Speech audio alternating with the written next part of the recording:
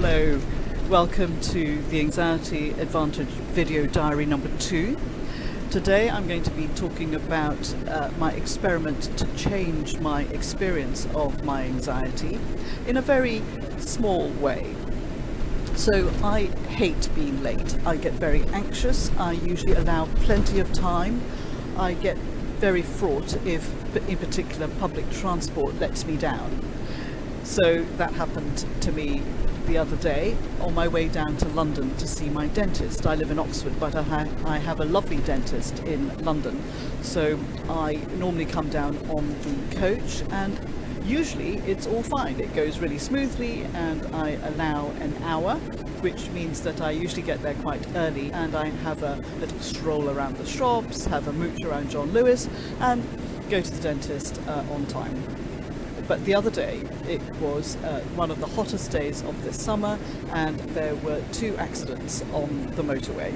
So we were stuck in traffic, not very far outside of Oxford, and I got myself rather fraught. And I was sitting in the coach, not moving. The coach was not moving, but I was very agitated and thinking, I'm going to be late. I've set aside this time to come down to London. I'm going to see a friend afterwards. It's all going to go horribly wrong. But then I decided, well, look, what can I do about this? So I phoned the dentist and had a chat with them. They said, well, if I arrived, a bit later, it didn't matter. They had a slot half an hour later. But as it turned out, in the end, I couldn't even make that slot, and I could work that out from the fact that we were still sitting there about half an hour later. So I phoned them again, and they were fantastic. They said they wouldn't charge me for missing the appointment, and I could reschedule. So I'm going to make an appointment again in September.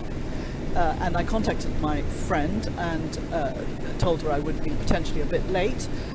But as it turned out, because I had cancelled the dentist appointment, I was able to meet her for lunch, and we had a really pleasant afternoon at the Wallace Collection Cafe. Now, the moment I decided that I wasn't going to make the appointment and contacted the dentist, and they were able to postpone my appointment without charging me, I completely relaxed, and I was able to listen to my audiobook.